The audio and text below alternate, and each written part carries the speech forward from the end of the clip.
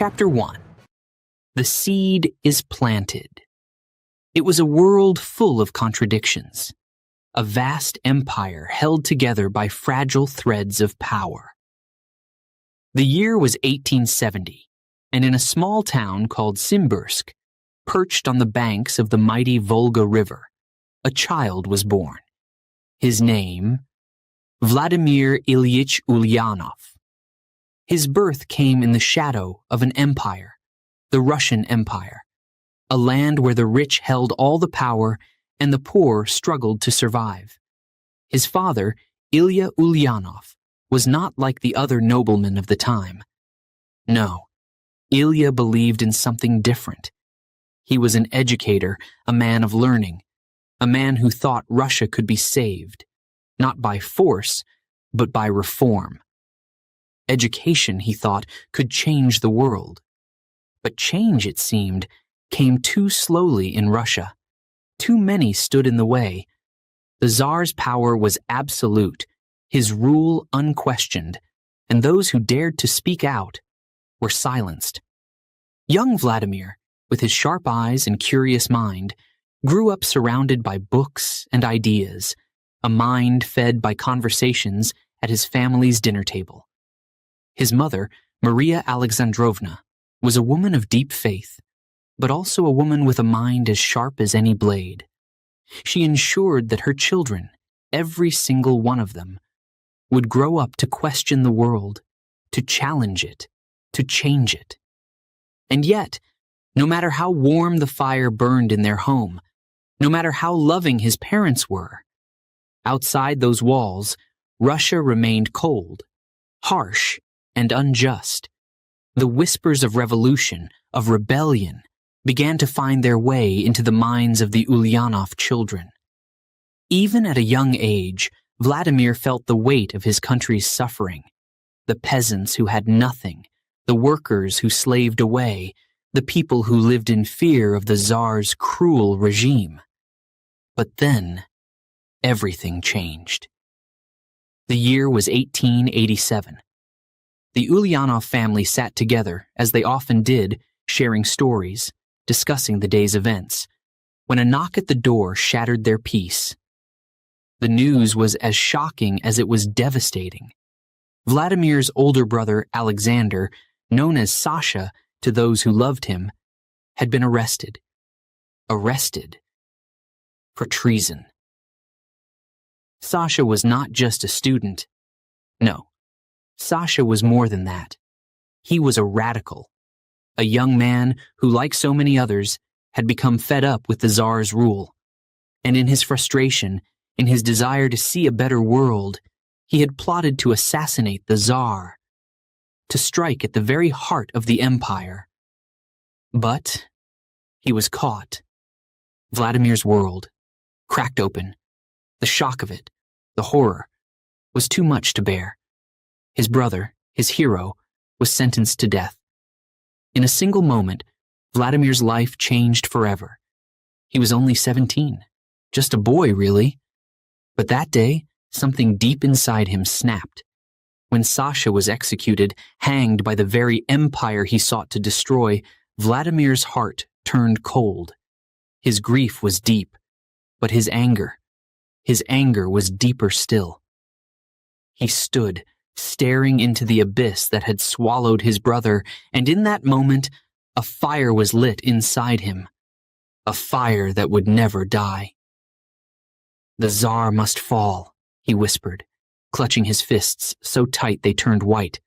"The Tsar must fall." And with those words, the seed of revolution was planted. His grief would not consume him. No, it would fuel him. The injustice that took his brother's life would become the very force that drove him forward. But he was not ready yet. The storm was brewing inside him, yes, but he needed time. Time to learn, to grow, to gather strength. He returned to his studies, but everything felt different. The world no longer seemed like a place of possibilities. It felt broken. And only radical change could fix it.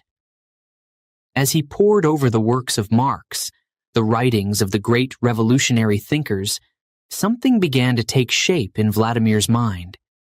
He wasn't looking for reform. No, reform wasn't enough. He wanted something more. He wanted to tear down the old world and build something entirely new from the ashes. Vladimir, now burning with a new purpose, became more focused than ever. His studies became an obsession. Politics, economics, history. He devoured everything he could find. He wasn't just looking for answers. He was looking for a plan, a way to take down the system that had killed his brother and crushed so many others under its boot. He began to see that Russia didn't need a gentle nudge toward progress. No, it needed revolution. A violent, unstoppable force that would sweep away the old order and make way for something entirely new. The days of playing by the rules were over. He could see it now, clearer than ever. Revolution wasn't just an idea. It was a necessity. It was the only way to end the suffering, to bring justice to the people. But how?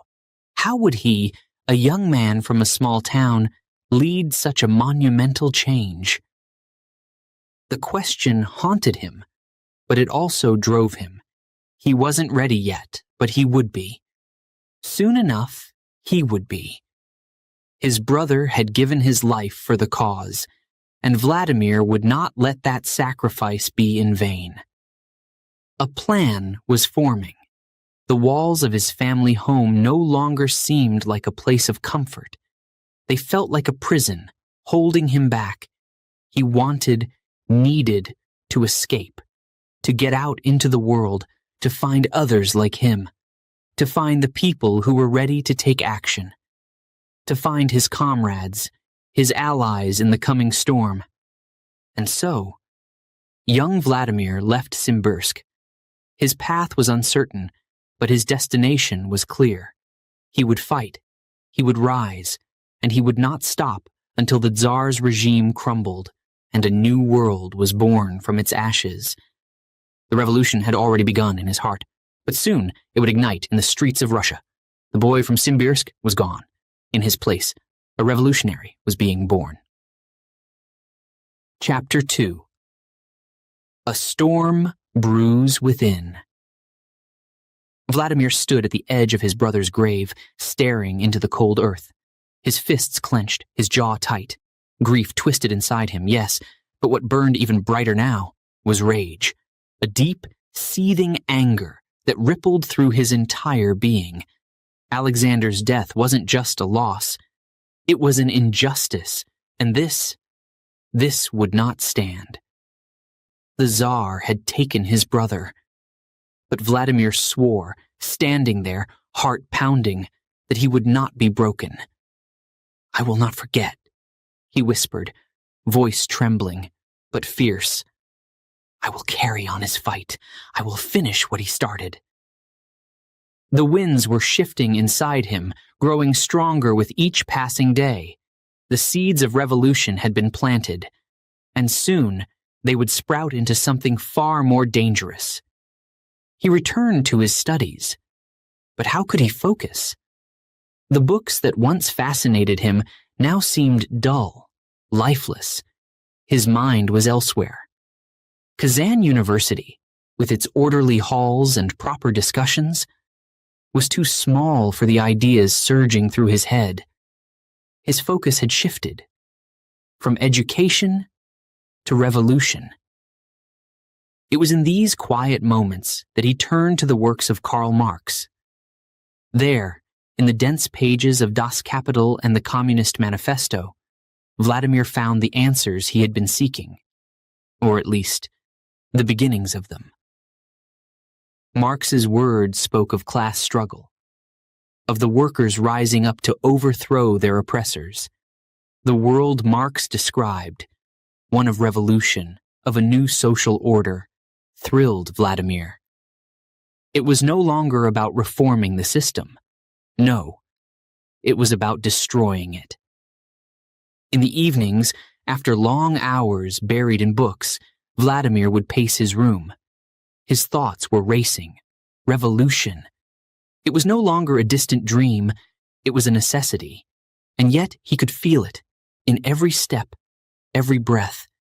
It wasn't just an idea to him. It was something alive, something that pulsed and grew with each passing day. Reform is a lie, he would mutter under his breath. We need revolution. Nothing else will change this broken world. But Kazan University, with its strict rules and outdated thinking, was no place for a mind like Vladimir's. He began speaking out more, passionately, daringly.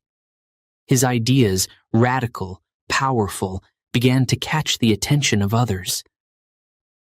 Students gathered to listen to him, their eyes wide with wonder, but also fear. He wasn't just talking about ideas anymore. He was talking about action. It wasn't long before the authorities noticed him too. His professors frowned. His fellow students grew nervous. Whispers followed him down the hallways. Trouble was brewing, and Vladimir was at the center of it. The university. They saw him as a threat, and in a country ruled by fear, by control, there was no place for threats. One morning it happened. He was called into the headmaster's office. The room was cold, the air tense. Vladimir stood, tall, defiant, as the headmaster spoke. You are no longer welcome here, Ulyanov. Your ideas, your behavior, they're dangerous. You are expelled. Expelled? Vladimir didn't flinch. If anything, a small, cold smile crept onto his lips. This wasn't a punishment. No, this was the beginning of his freedom. The walls of Kazan University could no longer hold him, could no longer contain the storm brewing inside him. And so, he left. The streets of Kazan became his classroom now. He wandered, hungry, not for food, but for knowledge, for ideas, for allies. He found other radicals, young men and women like himself, full of hope, anger, and the desire for change. They met in secret, in dimly lit rooms, where every word spoken felt like a spark, a flame ready to ignite. Each conversation, each whispered plan, brought Vladimir closer to his vision. He was no longer just a student. He was becoming something more. The streets, the people, the unrest. It was all fuel for the fire growing within him. He could see it now. The revolution was coming. It wasn't a matter of if anymore, but when. But Russia was still quiet for now. The Tsar's grip remained strong. The people were suffering, yes, but their cries were whispered, not shouted. Vladimir could feel the tension in the air, like a storm cloud waiting to burst. Revolution, he thought, was in the wind. It was coming, but it needed someone to lead it. The question haunted him. Could he be that someone? Could he be the one to gather the people, to spark the fire, to lead the charge against the empire? The thought thrilled him and terrified him, but he knew one thing for certain. He would not stop. Not now. Not ever. Every step he took, every word he spoke, every idea that burned in his mind, it all brought him closer to his destiny. The grief he had felt over his brother's death had transformed into something far more powerful. The anger that had once consumed him now fueled him. His path was set. One evening, as the sun dipped below the horizon, casting long shadows across the streets, Vladimir stood on a hill overlooking the city. The wind whipped around him, cold and sharp. He stared out at the buildings, the factories, the homes, and he could almost hear the whispers of the people, their suffering, their pain, their hopes. He clenched his fists, breathing deeply, his heart pounding in his chest. "The time is coming," he whispered. "The Tsar doesn't know it yet, but his days are numbered." A storm was brewing, and it was only a matter of time before it broke. Chapter 3. The Making of a Revolutionary. Exiled to the quiet countryside. It wasn't a prison cell, but to Vladimir Ulyanov, it felt just as confining. After his expulsion from university, the young revolutionary found himself back at his family's estate, a place filled with memories of his childhood, of simpler times. But now it felt suffocating. The stillness, the calm. It mocked him. How could he rest here, in this tranquil place, when the world beyond these hills was in chaos? How could he stay silent when the storm of revolution was swirling inside him? Vladimir wandered the estate, pacing back and forth, back and forth. The long, empty fields stretched out before him, but his mind was far away, in the streets of St. Petersburg, in the bustling factories, in the cramped homes where people starved while the Tsar dined in palaces. His thoughts raced, fueled by anger, frustration, and ambition. He retreated to his room, where a mountain of books awaited him: history, politics, philosophy. He devoured every word, as if each page held the secret to revolution. He studied the revolutions of the past, the storming of the Bastille in France, the fight for independence in America. He analyzed them, dissected them, learned from them, and in every revolution, in every struggle for freedom, he saw a reflection of Russia, his Russia. But it wasn't enough to read about revolutions. Vladimir dreamed of leading one. "Russia will rise," he would mutter to himself, pacing faster, his eyes burning with intensity. It must. His mind was sharp, his determination unshakable. And yet, here he was, trapped in the isolation of the countryside.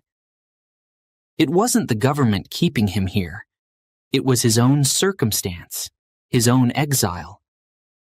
But he would not waste time. No.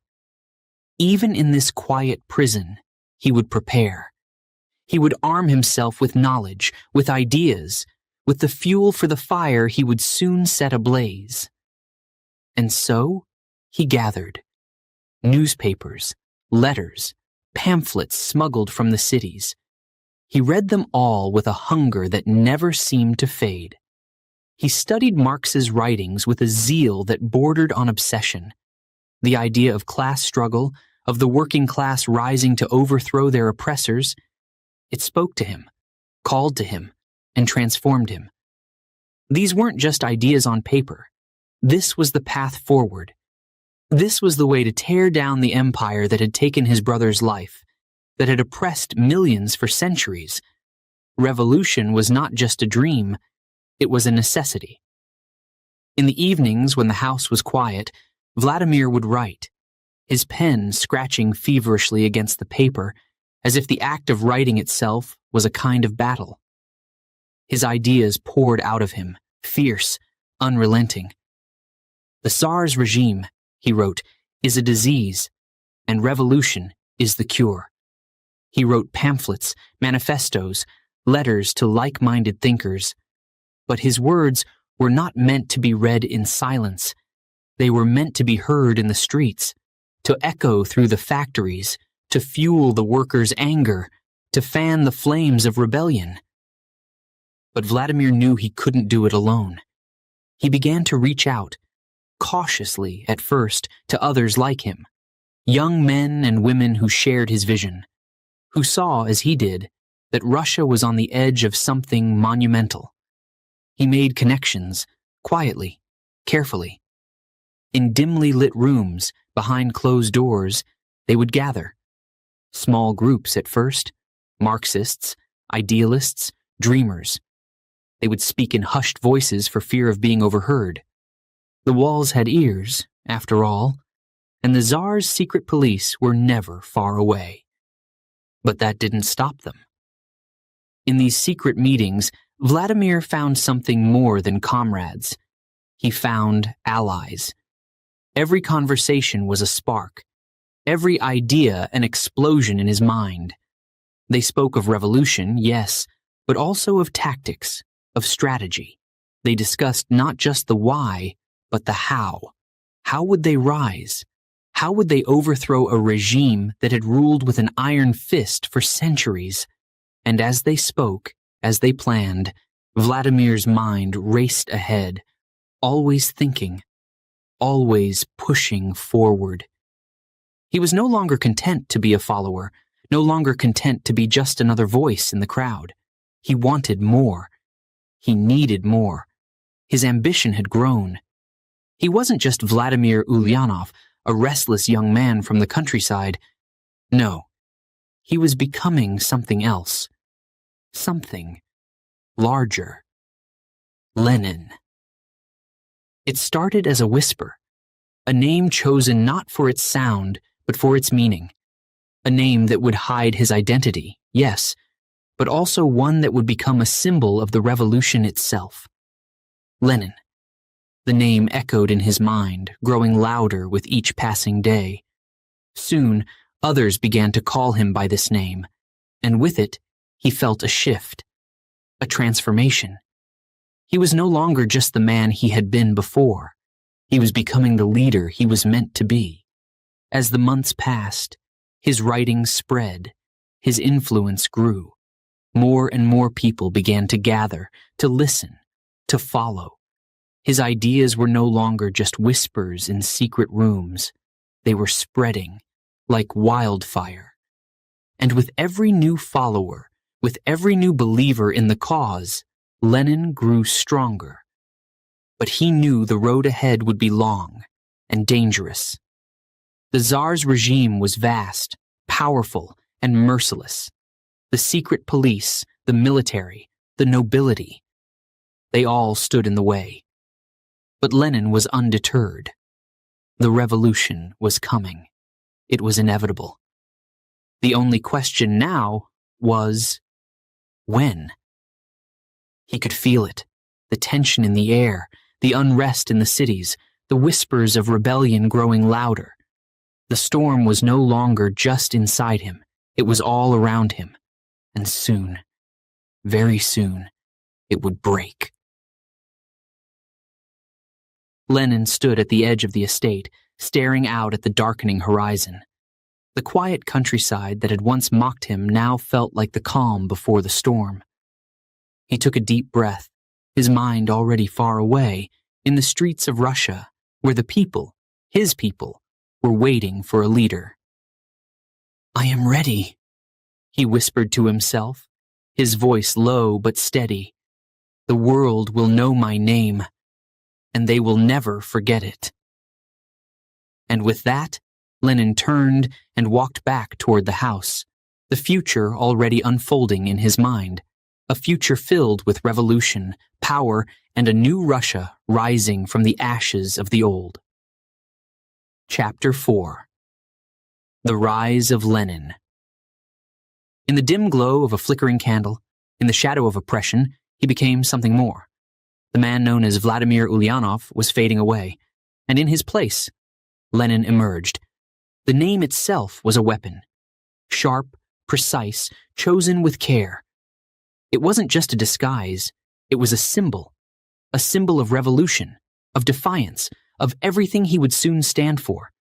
But in these early days, Lenin was a whisper, a murmur passed between revolutionaries, a secret known only to those closest to him.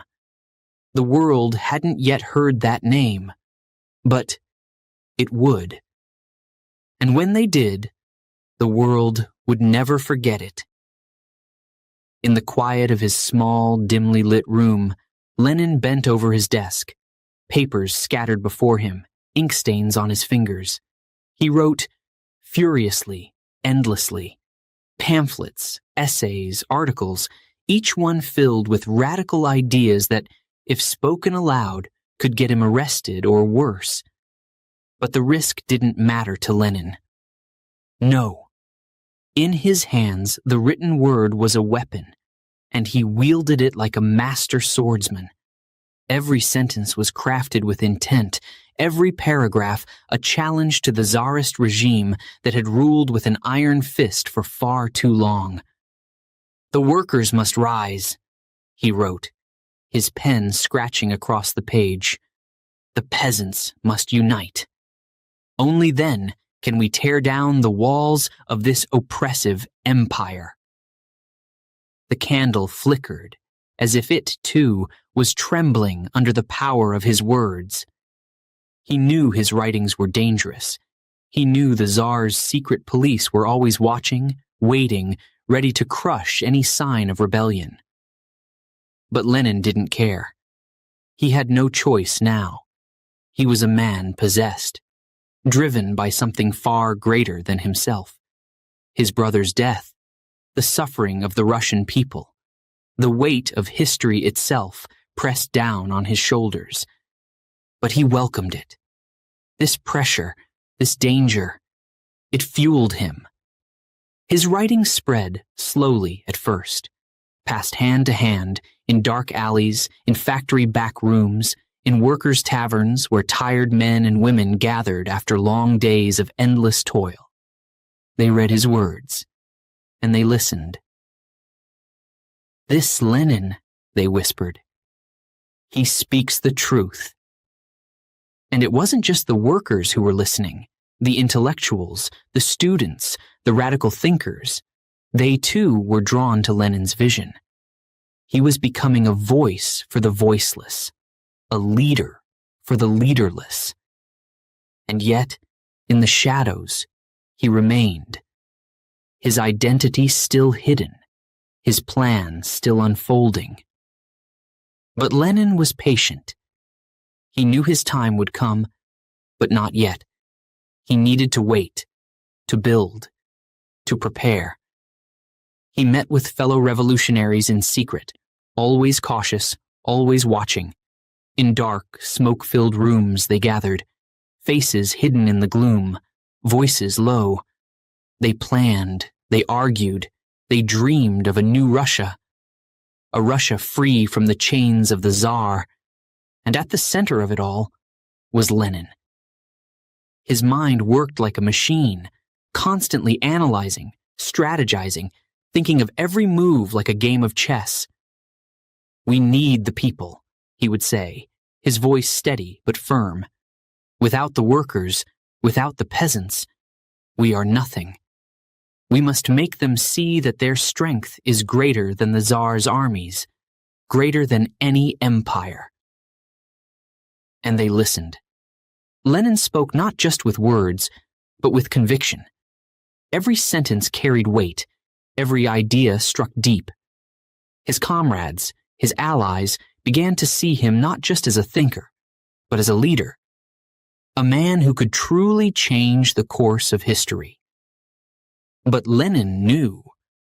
Words were not enough. Not yet. He needed to spread his message farther, to reach more people. The Tsar's grip on the country was slipping, yes, but it was still strong enough to crush any hint of rebellion. Lenin needed to be strategic. He began writing for underground newspapers, distributing pamphlets on a wider scale. His name, his new name, was starting to be recognized. Lenin. It was no longer just a whisper. It was growing louder, a rumble in the distance, the first signs of the storm that was coming. As his influence grew, so did the danger. The Tsar's secret police were always close behind, always searching for this mysterious Lenin who was stirring up trouble. But Lenin was careful. He moved from place to place, always one step ahead. His writings, his meetings, his plans, all carried out in the shadows where the eyes of the regime couldn't reach. At least, not yet. But even in this constant state of danger, Lenin remained focused. His ambition, his vision for the future, it drove him forward. The Tsarist regime was teetering on the edge of collapse, and Lenin knew it.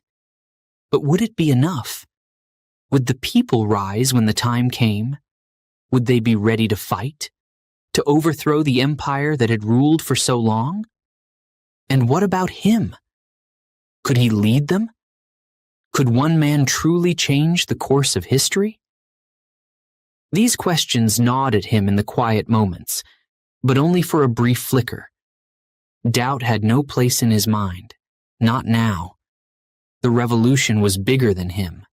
It was inevitable, unstoppable. It was coming. As the weeks turned into months, Lenin's network of allies grew. The workers, the peasants, the intellectuals, they were all starting to see the cracks in the Tsar's empire. They could feel the tension in the air, the unrest simmering beneath the surface. And Lenin was there, fanning the flames, pushing the movement forward. He began to speak more openly now. His words, once confined to the pages of secret pamphlets, were starting to reach larger audiences. Small meetings turned into larger gatherings. And with every word, with every speech, Lenin's power grew. "The Tsar's days are numbered," he would say, his voice rising with intensity. "The people are waking up, and when they rise, the empire will fall." The crowd would cheer, their fists raised high, their voices echoing through the room. And Lenin, he would stand tall, his heart pounding, his mind racing. The revolution wasn't just a dream anymore. It was real. It was coming. But for now, he would wait. He would watch. He would prepare. Chapter 5. The Fire of Revolution. Russia, a land of contradictions, a country vast beyond imagination, stretching from Europe to the depths of Asia, rich in resources, in land, in history. But beneath the surface, there was something far darker.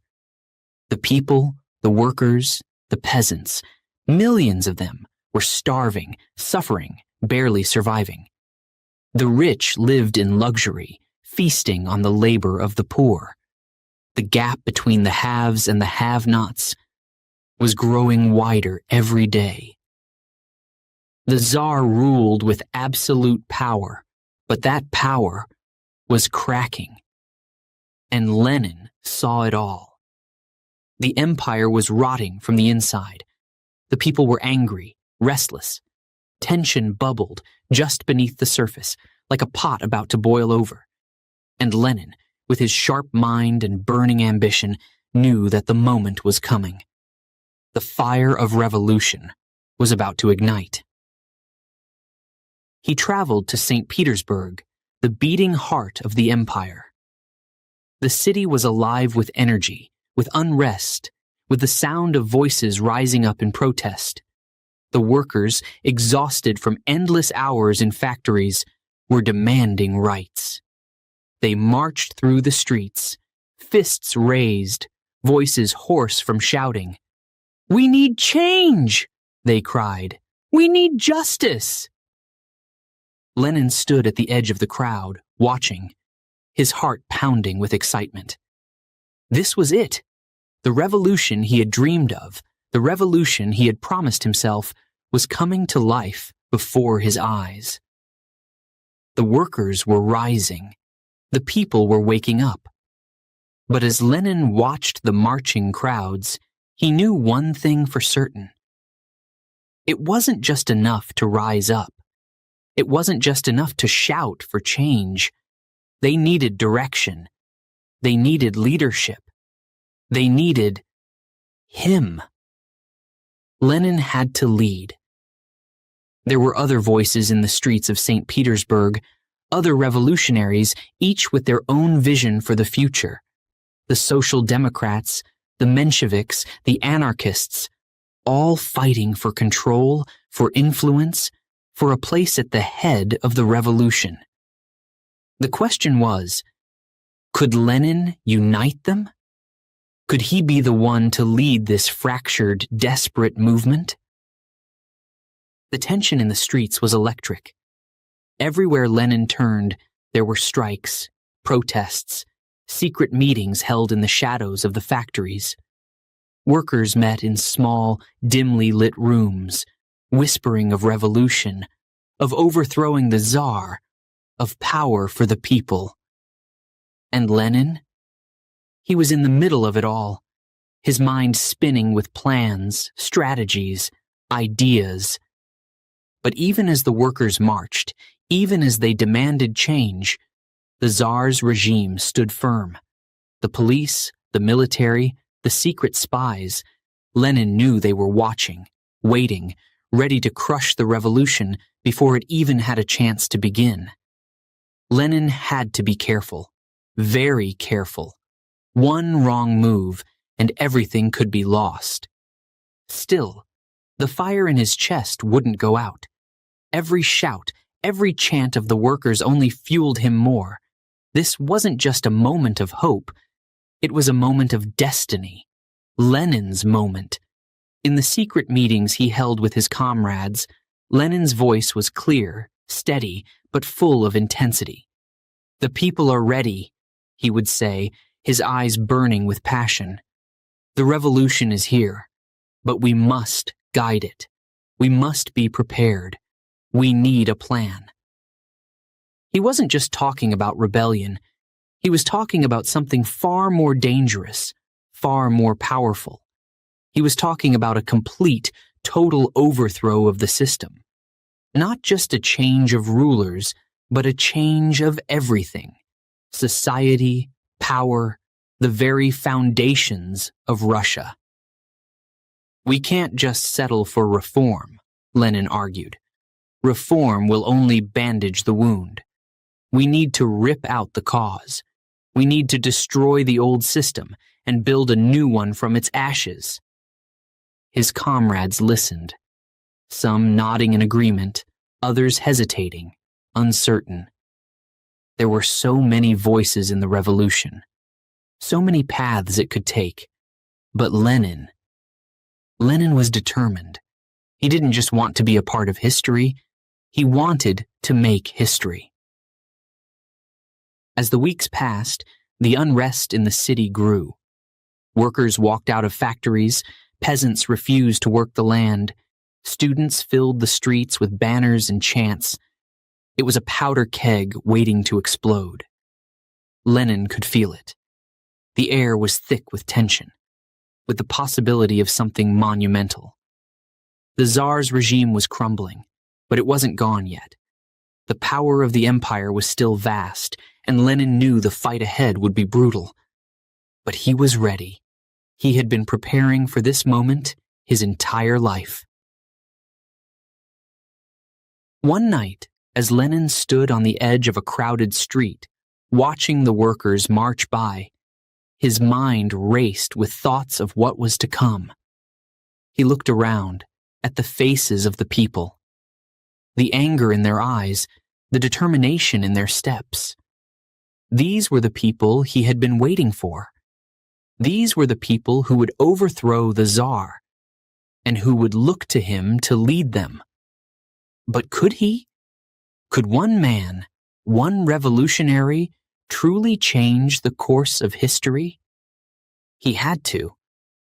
In the quiet of his small room, Lenin continued to write.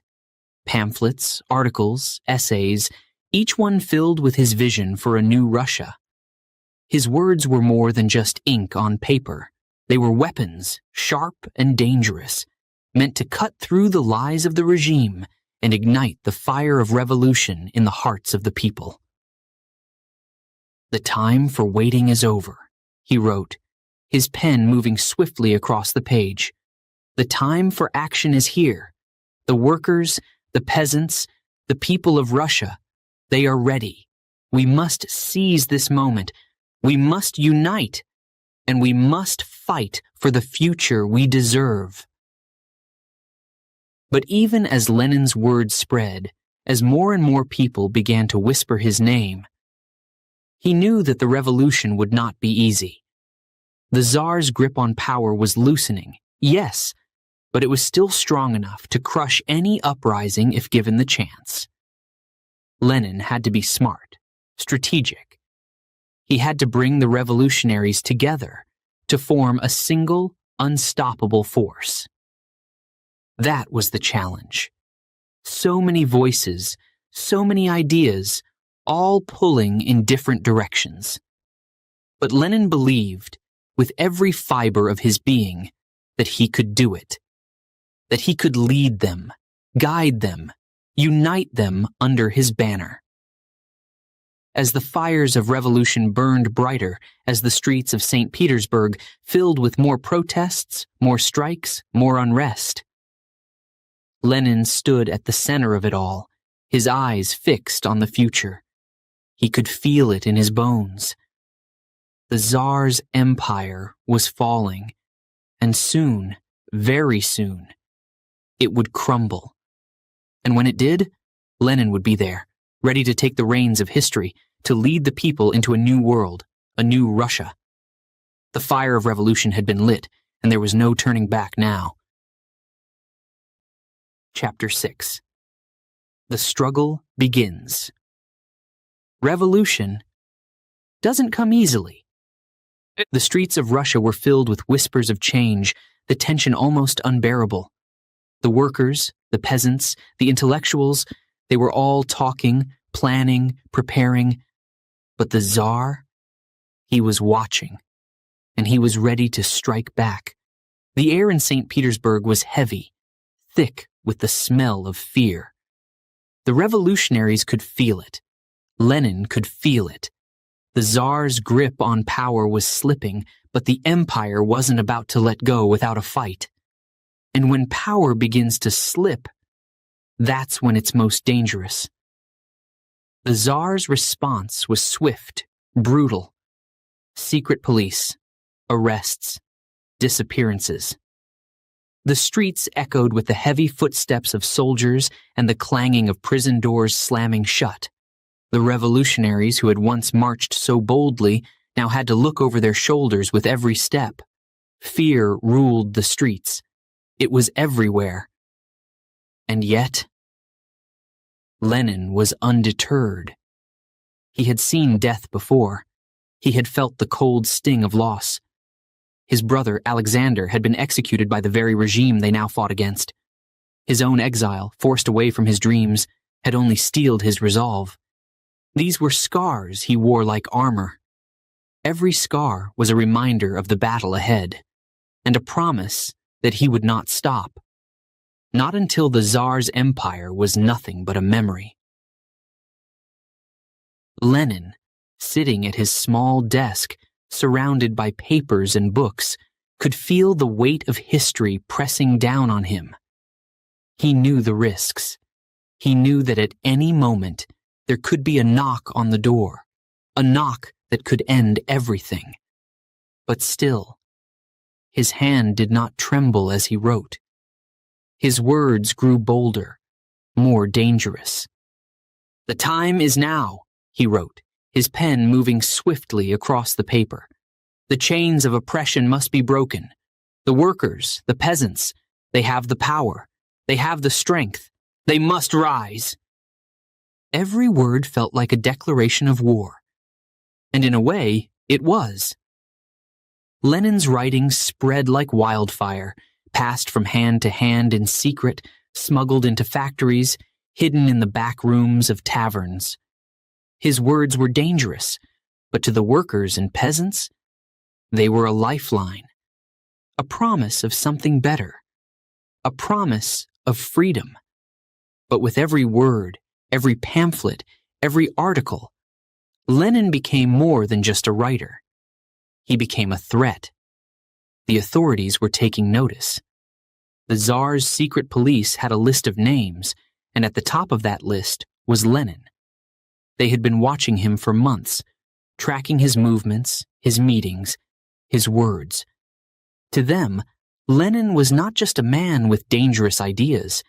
He was the spark that could ignite the fire they feared most, revolution. The crackdowns began in earnest.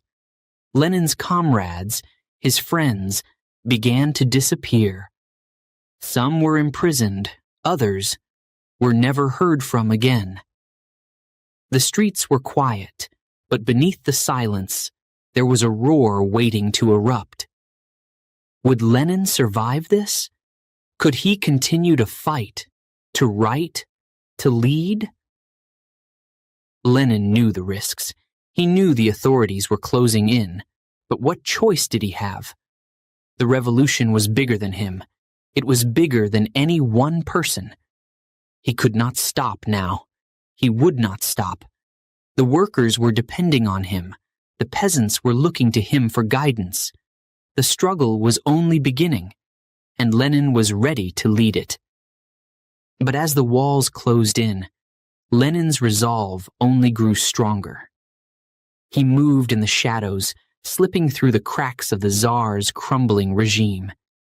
He met with his comrades in secret, whispering plans in the dead of night, plotting the next move. The Tsar's police may have been watching, but Lenin was always one step ahead. Still, the danger was real. Lenin had become a marked man. His name, once whispered only among revolutionaries, was now at the top of every watch list.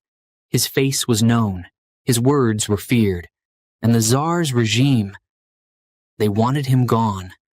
They wanted him silenced. But Lenin's voice, it could not be silenced.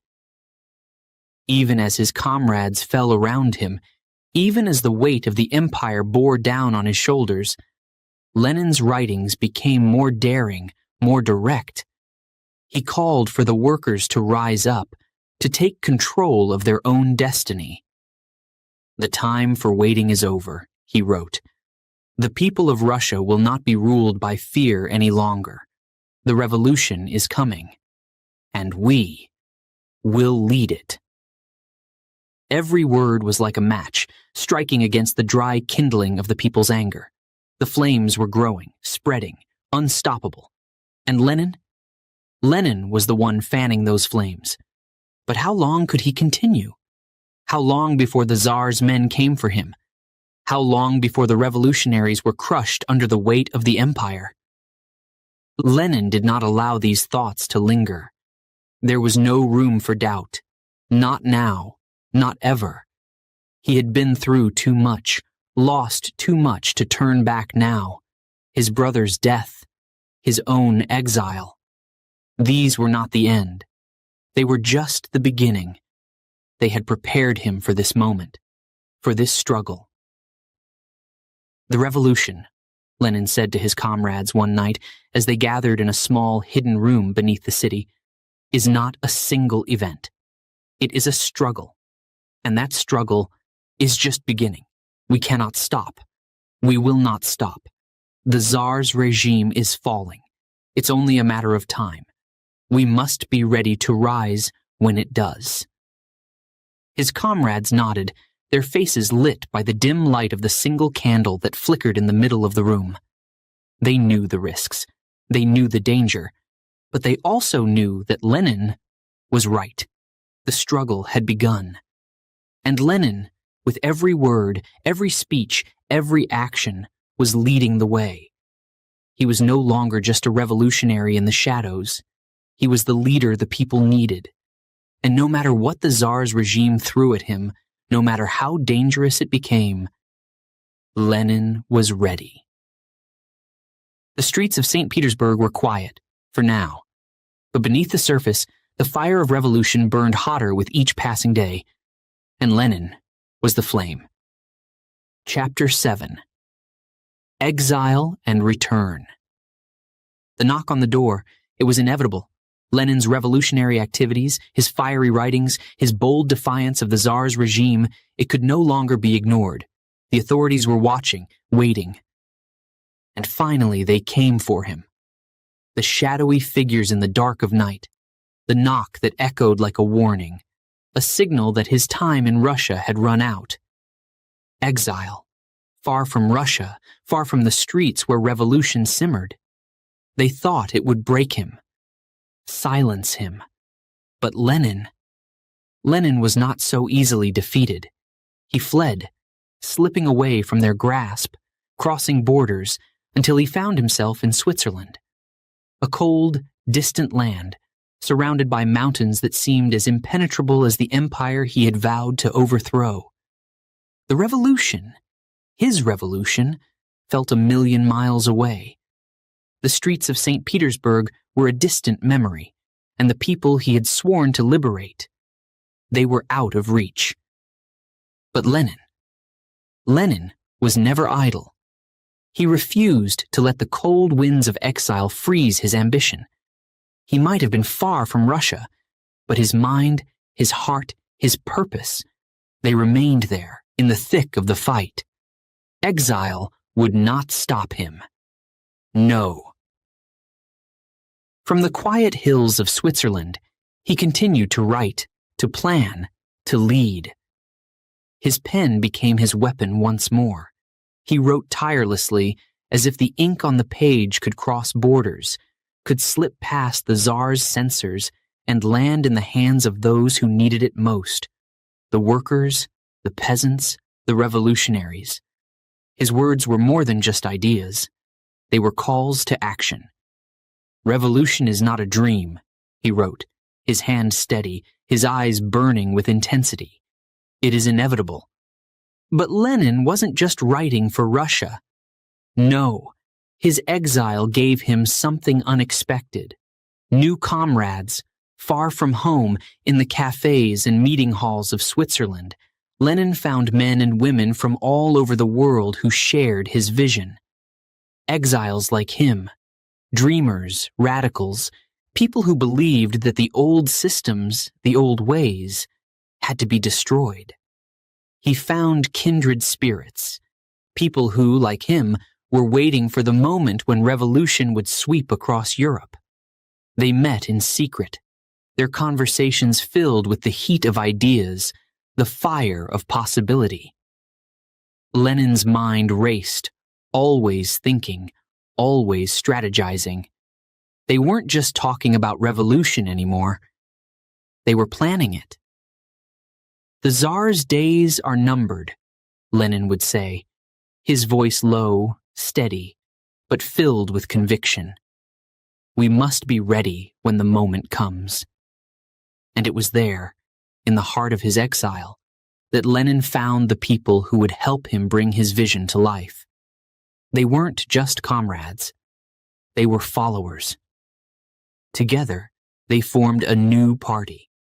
A party of action, a party of revolutionaries who would stop at nothing to see the old world torn apart. The Bolsheviks. This wasn't just a political group. It was a movement, a force that would grow, that would spread, that would one day march through the streets of Russia. Lenin's ambition grew with it. He no longer dreamed of revolution.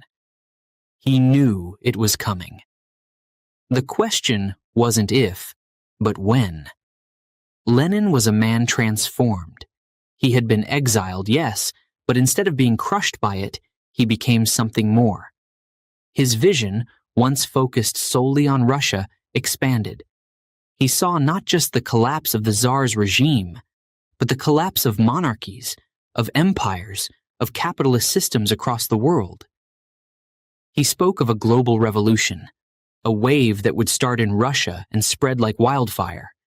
And the Bolsheviks, they would be the ones to ignite it. But still, in the quiet of the Swiss nights, as Lenin stared out at the distant mountains, his mind always returned to Russia, his homeland, the place where it would all begin. He could feel it, like a storm gathering on the horizon. The people were suffering, the workers were growing restless. The cracks in the empire were widening, and Lenin knew. When the moment came, he had to be ready. Exile was not his prison. It was his preparation. And as the months passed, Lenin waited. He continued to write, to plan, to lead from afar. But his thoughts, his heart, remained in Russia. He knew that one day the call would come. One day, the revolution would begin, and when it did, he would return. That moment came sooner than anyone expected. It was 1917. The world was at war. The Russian Empire was crumbling under the weight of its own failures. Soldiers deserted the front lines. The people were starving. The streets of St. Petersburg, once quiet, were now filled with protests, strikes, riots. The empire was falling. Lenin's moment had arrived. From Switzerland, he watched the events unfold, his heart pounding with excitement. This was it. The revolution he had dreamed of, the revolution he had planned for, was finally happening. The Tsar's regime was collapsing, and the people were rising. But Lenin knew it wasn't enough. The revolution needed leadership. It needed direction. It needed him. But how? How would he return to Russia, with the eyes of the authorities still watching, still waiting? How would he get back to the streets where his people needed him most? The answer came in the form of a sealed train. A train that would carry him across the war-torn landscape, through enemy lines, and back to the heart of the empire he had sworn to overthrow. The journey was dangerous, filled with uncertainty. But Lenin didn't care. He had waited years for this moment. Every step, every mile, brought him closer to the revolution he had fought for his entire life. As the train rumbled across the continent, Lenin's mind raced. Plans, strategies, visions of a new Russia. The future was unfolding before him, and he was ready to seize it. When the train finally stopped, and Lenin stepped off onto Russian soil, he knew this was the beginning. The empire was in its final days. The revolution was here. And Lenin had returned to lead it. Chapter 8. The Revolution Ignites. Russia was a nation on the edge. The pressure, after years of oppression, starvation, and war, was reaching its breaking point. The people, once silent, once afraid, were now hungry, tired, and desperate for change. The Tsar's grip on power was weakening with every passing day. And Lenin was watching, waiting, knowing that the moment he had spent his entire life preparing for was finally here. It was 1917, the year everything would change. The streets of Petrograd, once quiet, once controlled, were now alive with the sounds of revolution. Gunshots echoed in the distance, shouts filled the air, and the clattering of boots on the cobblestone streets rang out like thunder. The city was no longer just the heart of the empire. It was now the heart of the revolution. Lenin, still in exile, heard the news. The revolution had begun. The Tsar's regime was crumbling. The protests, the strikes, the riots. They weren't just isolated incidents anymore. They were the spark that would ignite the fire Lenin had always believed in. The revolution was no longer just a dream. It was becoming a reality. But even as the people of Petrograd rose up, even as the pressure built in the streets, Lenin knew that the fight was far from over. The Tsar was weakening, yes, but the regime, the system, it wouldn't fall so easily. The old world was stubborn. It would fight to survive. And Lenin had to be ready to take control, to lead, to guide this revolution to its final victory. But first, he had to return to Russia. From his exile in Switzerland, Lenin boarded a sealed train. The journey back to Russia was filled with danger, uncertainty, but also excitement. His heart pounded as the train rumbled across Europe, carrying him toward the revolution he had always dreamed of. He could hardly believe it. The moment had come. His moment. And then, as the train pulled into the station, Lenin stepped off. It felt like stepping into history itself. The noise of the station, the crowds, the tension in the air, it all hit him at once. He took a deep breath, his feet finally back on Russian soil, and whispered to himself, "Now it begins." The streets of Petrograd were chaotic. The city was a battleground of ideas, of ideologies, of hope and fear. Workers were striking, soldiers were deserting the front lines, and the people, oh, the people, were everywhere. They filled the streets, their faces tired but determined. They wanted change. They needed change. And Lenin was ready to lead them. But as Lenin made his way through the streets, he knew that this was only the beginning. Yes, the Tsar had abdicated. After centuries of rule, the Romanov dynasty had fallen. The people had forced the Tsar to step down, to surrender his crown, his power. But the fall of the Tsar didn't mean the revolution was over. No, it meant the revolution was just starting. The provisional government. They were the new power in Russia. A government that promised reform, that promised democracy. But Lenin didn't believe their promises. He didn't trust them. He saw them as nothing more than a new face of the old system. To Lenin, reform wasn't enough. Reform was a bandage on a wound that needed to be cut out at its root. Standing before a crowd of workers and soldiers, Lenin's voice rang out with fire, with conviction. "The revolution is not over," he declared, his eyes burning with passion. "The Tsar is gone, but the system that oppressed you, that starved you, that sent your sons to die in the war, is still in place. We cannot settle for half measures. We must continue the fight. We must take power into our own hands." His words, they weren't just speeches. They were commands. And the people, oh, the people, listened.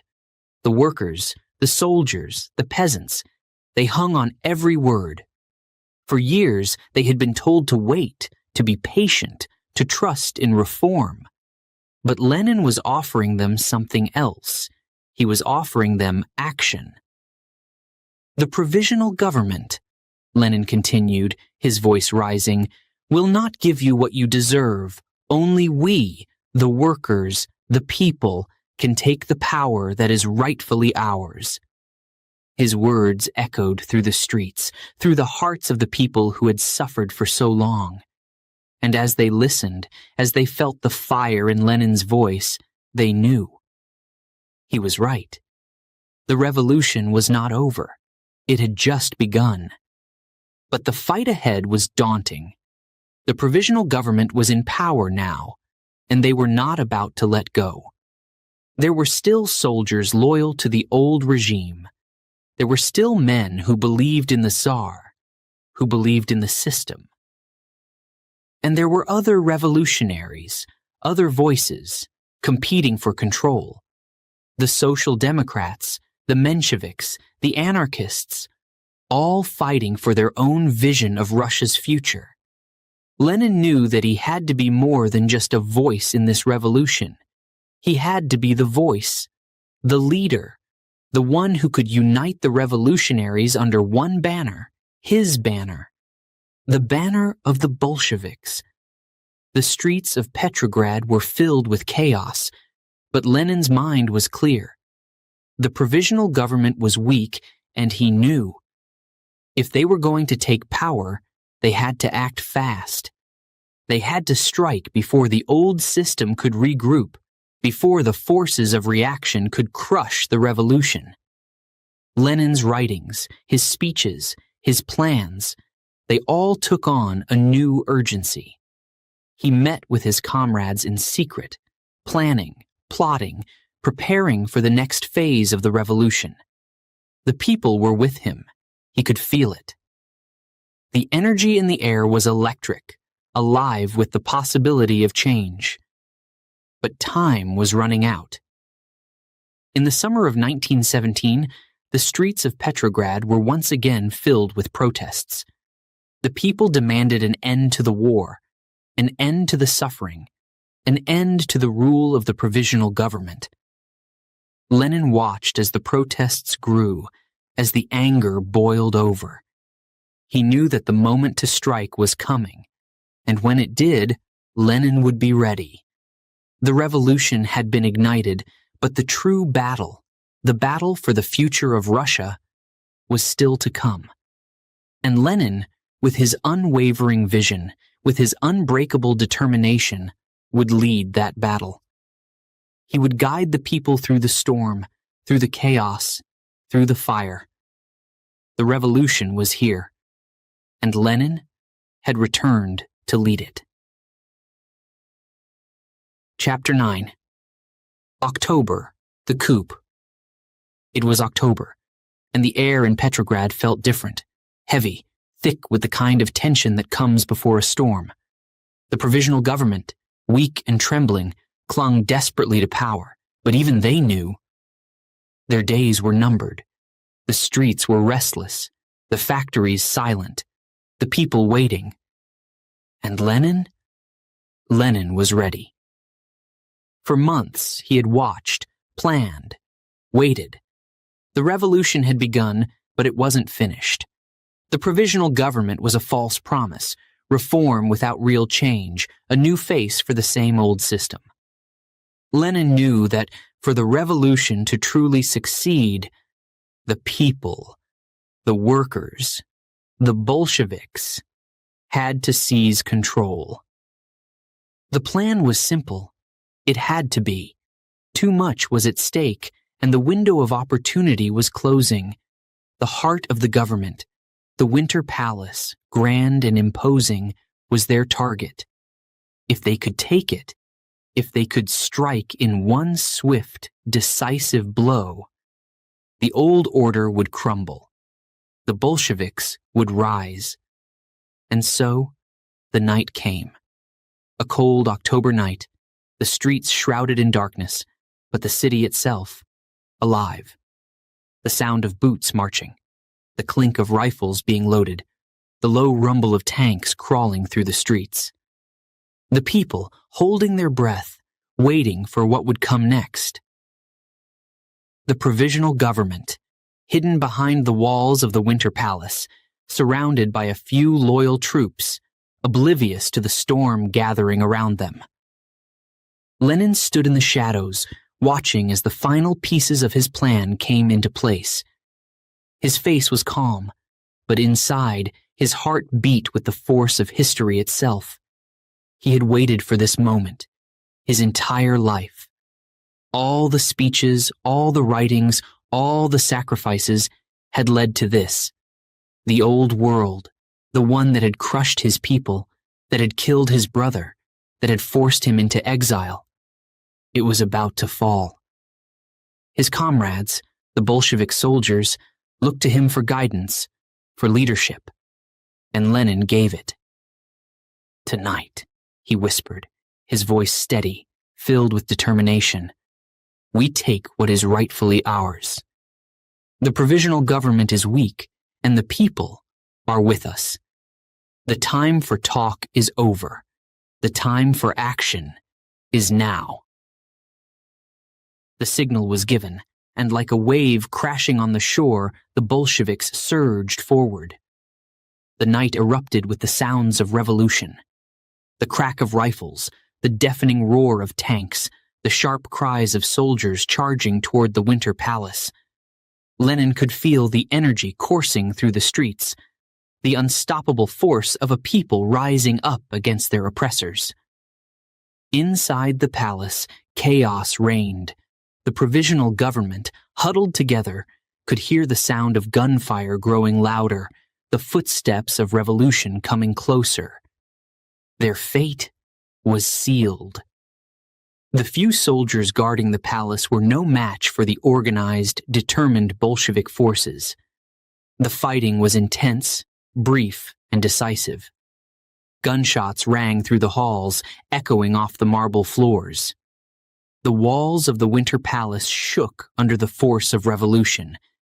and when the dust settled, the palace had fallen. The heart of the government had been seized.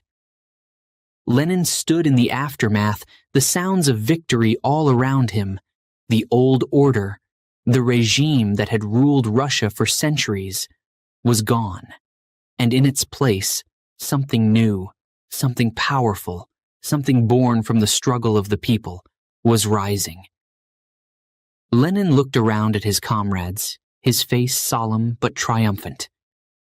"We have done it," he whispered, almost to himself. "The old world is gone. A new world is being born." But even in this moment of triumph, Lenin knew the battle wasn't over. The revolution wasn't yet complete. There were still enemies to face, challenges to overcome. The road ahead would be long, hard, filled with uncertainty and danger. But this was the first step, the most important step. The Bolsheviks were in control. The people were in control. The streets of Petrograd were still, but the air crackled with the energy of change. The Winter Palace stood as a symbol of that change, once a place of absolute power, now taken by the people, by the revolutionaries who had fought for their future. Lenin, standing at the heart of it all, felt the weight of history on his shoulders, but it was a weight he was ready to carry. "This is just the beginning," he said, turning to his comrades, his voice filled with determination. "The revolution has only just begun. We must rebuild Russia from the ground up. We must create a new world, one where the people have power, where the workers control their own destiny. There will be no turning back." The Bolsheviks, still catching their breath from the battle, nodded in agreement. They had followed Lenin this far, and they would follow him further. The old order had fallen. Now, they would build something new. As the night wore on, and the fires of revolution burned bright in the streets, Lenin stood tall, victorious, but not satisfied. He knew the fight wasn't over. The coup had succeeded, but the real struggle, the struggle to create a just, equal society, that was still ahead. But Lenin wasn't afraid. He had been fighting his entire life, and now, with the Bolsheviks in power, he had the chance to create the world he had always envisioned. The October night was cold, but Lenin didn't feel it. His heart burned with the heat of revolution, with the knowledge that he was at the forefront of history, that he was shaping the future of Russia. The coup had been a success. The old world had fallen. But the revolution was far from over. As the first light of dawn broke over the city, Lenin took one last look at the Winter Palace, now a symbol of their victory. "This is just the beginning," he whispered once more, his voice filled with resolve. And then, turning away from the palace, he stepped into the future, a future that he and the people would create together. Chapter 10. The Dream Realized. The revolution. Lenin's revolution had succeeded. It was almost impossible to believe, but it was true. The Tsar was gone. The empire had fallen. And the old regime, with all its cruelty and oppression, had crumbled into dust. The dream Lenin had carried with him since his youth, through years of exile, struggle, and sacrifice, had finally become reality. For the first time in history, the workers, the people, held power. Lenin stood at the forefront of this new world, a world he had fought so hard to create. The Winter Palace had fallen, the Bolsheviks had seized control, and the people, after centuries of being silenced, had finally found their voice.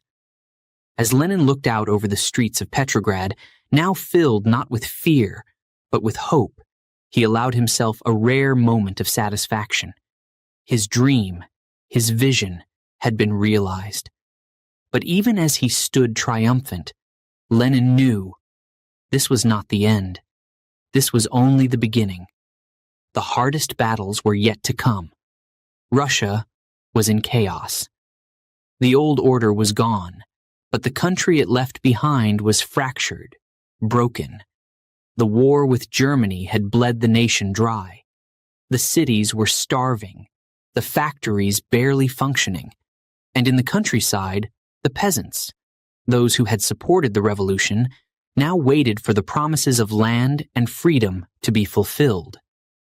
And lurking behind it all, civil war loomed on the horizon. Lenin knew that the fight was far from over. As he sat in his office, surrounded by maps, reports, and endless papers, Lenin's mind raced. The challenges ahead were immense. The country was teetering on the edge of collapse. Rival factions, the Mensheviks, the socialists, the remnants of the old regime, and foreign powers, all were waiting, watching, preparing to strike at any sign of weakness. The revolution might have succeeded, but now it had to survive. The Bolsheviks, he had to be ready. Lenin's pen scratched furiously across the page. His orders were clear. The new government would need to act swiftly, decisively, if they were to hold on to power. The people must see the revolution is real, he muttered to himself. They must feel it, in every aspect of their lives. The workers' councils, the Soviets, would be the new rulers. No more monarchs, no more landlords. The power would be in the hands of the people. That was the promise. And Lenin intended to keep it. But Lenin was no fool. He knew that promises alone weren't enough. The people had fought for freedom, yes, but they also needed food, security, and stability. The economy was in ruins, the factories barely producing, the transport system collapsing. Lenin could hear the murmurs in the streets. People were growing impatient, hungry for change. They wanted results. They wanted peace. But peace, that was the one thing Lenin couldn't give them. Not yet. Civil war was inevitable. The whites, the forces loyal to the old regime, were gathering strength. They were supported by foreign powers, Britain, France, even the United States, who feared the spread of Lenin's revolution beyond Russia's borders. They would stop at nothing to crush the Bolsheviks, to restore the old order. Lenin could see it, like a storm gathering on the horizon. And so, as the country teetered on the brink, Lenin made the hardest decision of his life. "We must fight," he said, his voice firm, resolute, as he addressed the Bolshevik leadership. "There will be no peace until the revolution is secure. The people have entrusted us with their future. We cannot let them down. The civil war, it's coming, and we must be prepared to defend what we've built, whatever the cost." The room fell silent. They all knew what Lenin meant. The revolution had been bloody, but the civil war that was coming, it would be even worse. The old world would not go quietly. It would fight, tooth and nail, to reclaim what had been lost. And Lenin, with his iron will, was determined to see it through. But even as he planned for the battles ahead, Lenin couldn't help but think back to the boy he had once been. The young Vladimir Ulyanov, whose world had been shattered when his brother, Alexander, was executed by the Tsar's regime. The boy who had sworn, standing at his brother's grave, that he would avenge him, that he would tear down the system that had taken his brother's life. Now, that boy, that dreamer, stood at the helm of a revolution that had changed the course of history. And yet, Lenin knew the cost of that revolution. He had seen it in the faces of the people, in the hunger that gripped the cities, in the soldiers who had fought and died for a better future. Revolution, for all its promise, came with a price. And Lenin knew that the hardest days were still to come. The Civil War would be brutal. Russia would bleed. And Lenin, with the weight of the revolution on his shoulders, would have to guide the country through it. There could be no hesitation, no doubt. The dream had been realized, but it had to be defended, or it would be lost. As Lenin sat alone in his office that night, staring at the map of Russia spread out before him, he whispered to himself, "This is what we fought for. This is what we dreamed of. And now, we fight to keep it." His voice was steady, but his mind raced with the enormity of the task ahead. The revolution was far from over. The fight was far from over. But Lenin had never been one to shy away from struggle. From the moment his brother had been taken from him, from the moment he had embraced the cause of revolution, he had known that this path would be difficult. The world wouldn't change easily. But now, standing at the crossroads of history, with the revolution finally in his hands, Lenin knew one thing for certain.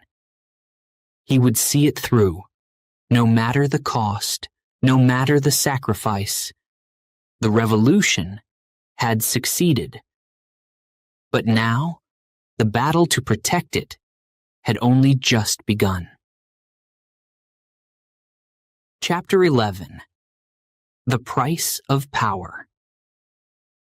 The revolution had come, but at a terrible price. Russia, once an empire that stretched across continents, was now a country divided.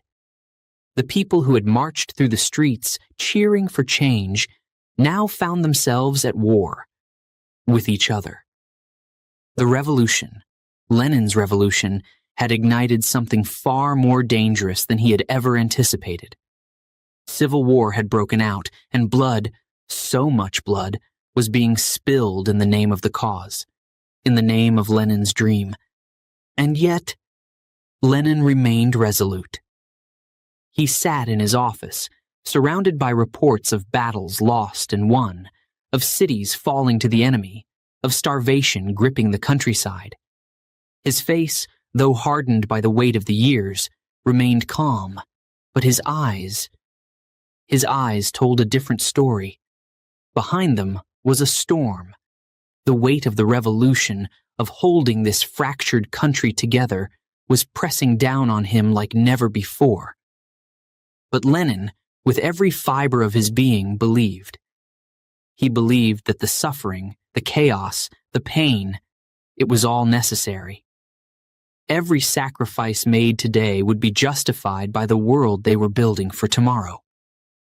The revolution, he whispered to himself, his voice low but firm, was never going to be easy, but it will be worth it. The future we are fighting for will justify the pain of the present. Outside his window, the streets of Moscow were eerily quiet. The war raged on, but here, in the heart of the new government, silence hung in the air like a ghost. The people were tired. The endless fighting had taken its toll. Families torn apart, cities reduced to rubble, hunger spreading like a plague. But Lenin couldn't allow himself to dwell on that. He had to remain focused. The dream, his dream, was still within reach.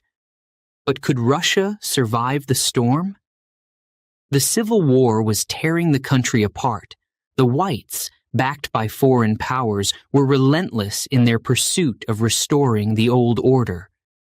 They saw the Bolsheviks not as liberators, but as destroyers, and they were determined to reclaim the Russia they had lost. Lenin knew the enemy was strong, but he also knew that the revolution was stronger. It had to be. The people, though weary, still believed in the promise of a better future. They had to. Yet, with every battle, with every casualty, the question lingered in Lenin's mind. Could he hold the country together? Could Russia, this vast and divided land, survive the revolution he had unleashed? The room was dimly lit, and Lenin leaned over the map of Russia spread across his desk. His fingers traced the lines of the front, the areas held by the Bolsheviks, the territories still controlled by the Whites. The Civil War had turned brother against brother, neighbor against neighbor. The cost of power was high, and Lenin could feel its weight bearing down on him. Is this the price? He thought. Is this what it takes to build a new world? He looked at the reports, the casualty numbers, the letters from soldiers on the front lines. They spoke of hunger, of cold, of fighting that seemed endless, but they also spoke of hope, of a belief in the revolution. The workers, the peasants, the soldiers, they were still fighting, still willing to bleed for the future Lenin had promised them. But even Lenin could not ignore the reality before him. The revolution had brought chaos, suffering, and death. And for many, the dream of a better future seemed farther away than ever. He had always known that change would come at a cost, but now, as Russia teetered on the brink of collapse, the full extent of that cost was becoming clear. The door to his office creaked open, and one of his closest comrades entered, his face lined with exhaustion. "Comrade Lenin," he said quietly, "the situation is worsening in the south. The Whites are advancing. We've lost contact with several of our units. The people, they're starting to lose faith." Lenin didn't flinch. He had expected this. He had been preparing for it. But hearing those words, "the people were losing faith," cut deeper than any battlefield report ever could. The revolution wasn't just a political movement. It was a belief, a promise of something better. And if the people lost faith in that promise, then everything would crumble. "We can't let that happen," Lenin said, his voice quiet but filled with steel. "The people must know that we are fighting for them. They must know that the future we are building is worth the sacrifices they are making today. We cannot falter. We cannot fail." But even as he spoke those words, Lenin knew the reality of the situation. The revolution was hanging by a thread. The country was starving, the soldiers were exhausted, and the enemy was closing in. The dream of a new world, a world where the workers held power, where the people were free, was slipping away with every passing day. And yet, Lenin couldn't stop. He wouldn't stop. He stood up, his hands gripping the edges of the desk, his eyes burning with the same fire that had driven him since his youth. "The future," he whispered, more to himself than to his comrade, "is within our grasp. But we must be willing to pay the price." The price of power had always been high. Lenin had known that from the start. But now, as he looked out at a country ravaged by war, as he listened to the reports of people losing hope, he began to wonder, how much higher would that price go? How much more blood would be spilled in the name of the revolution? Could Russia survive? The silence in the room was suffocating, but Lenin's mind was already racing ahead. The fight was far from over. The Civil War was tearing the country apart, but he believed, with every fiber of his being, that they could still win. They had to. The future of the revolution depended on it. And so, even as Russia burned, even as the dream seemed to slip further and further away, Lenin remained resolute. The price of power was steep, but the future, his future, the future of the people, would justify it all. It had to. Chapter 12. Legacy of a Revolutionary. The years of revolution had taken their toll. Lenin, the man who had once seemed unstoppable, now found himself confined to a small, quiet room, far from the battles, far from the roaring crowds. His body, once fueled by the fire of revolution, was failing him. The weight of leadership, the endless strain of guiding a country through war, chaos, and transformation had worn him down. The revolution had triumphed. But at what cost? His health, fragile for months, was slipping away. The strokes had left him weakened, unable to speak with the force and conviction that had once shaken the walls of the Winter Palace. His hands, once steady as they wrote the words that sparked revolutions, now trembled. But his mind remained sharp, his vision, his dream, unwavering. Even now, as his body betrayed him, Lenin's thoughts were consumed with the future. The revolution he had fought for, the Russia he had reshaped, what would become of it? Would it stand the test of time? Or would it crumble, like so many empires before it? These questions gnawed at him as he lay in the stillness, staring at the ceiling, his thoughts drifting back to where it had all begun. He thought of his childhood, of the boy who had grown up in a land ruled by an iron-fisted czar, the boy who had watched his brother, Alexander, executed for daring to dream of change, the boy who had sworn at his brother's grave that he would continue the fight, that he would make the world see the injustice. And he had done it. He had torn down the czar's regime, dismantled the old order, and led the workers, the peasants, to power. He had done what so many had thought impossible. But now, in these final days, as the weight of all he had accomplished pressed down on him, Lenin couldn't help but wonder. Was it enough? His thoughts swirled, shifting between past and present. The revolution had changed Russia and the world. His vision of a society ruled by the workers, where power belonged to the people, had come to life. But the cost? Oh, the cost had been so high. Civil war, famine, executions. Blood had been spilled in the name of the cause, in his name. Will they remember me as a hero? He thought, his mind heavy with the weight of the question. Or as a tyrant? The uncertainty haunted him. He had always known the revolution would be violent, that the old order wouldn't fall without a fight. But now, as he lay in the stillness of his final days, he wondered, had he done enough to secure the future he had promised? Or had the violence, the suffering, overshadowed the dream? He thought of the people he had fought for, the workers, the peasants, the ones who had given everything to see the revolution succeed. Would they remember him as the leader who had given them hope? Or would they see him as just another ruler, another man who had promised change but delivered suffering? His comrades visited him, speaking in hushed tones, their faces etched with concern.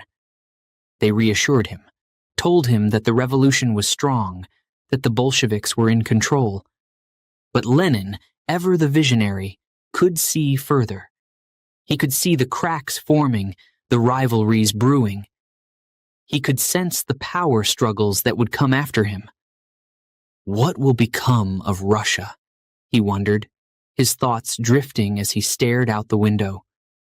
The snow-covered streets of Moscow, silent and still, seemed so far away now.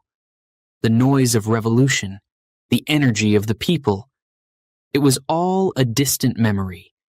He had reshaped Russia, yes, but at what cost? Could the country survive without him? Could the revolution endure? Lenin's mind wandered back to his youth, the early days, when the dream had been pure, when the fight had seemed so clear. He remembered the secret meetings, the excitement of planning, the thrill of writing words that would inspire millions. But those days, they were long gone. The revolution was no longer just an idea, it was reality, and reality was far more complicated.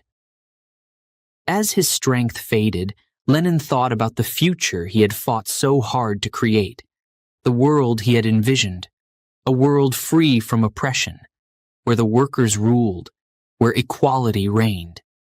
It was a world he had glimpsed, but would never fully see. The path ahead for Russia was uncertain, and Lenin, for all his brilliance, could not control what would happen after he was gone. Would his comrades carry on his vision? Would they remain true to the cause? Or would they be corrupted by power, as so many had before them? These were the questions that filled Lenin's final days. The revolution had succeeded, but would it survive? His body, weak and frail, lay still, but his mind raced. He could see the faces of the people he had fought for, the workers in the factories, the peasants in the fields. Would they remember him as the man who had given them a voice, or as the man who had led them into endless struggle? History will judge me, Lenin thought, his breathing slow, his voice barely a whisper. But history is always written by those in power. He closed his eyes, feeling the weight of the years pressing down on him. The battles, the victories, the losses. It had all been for this. The revolution had reshaped the world. His dream, once a distant vision, had become reality. But now, in these final moments, Lenin couldn't help but wonder, at what cost?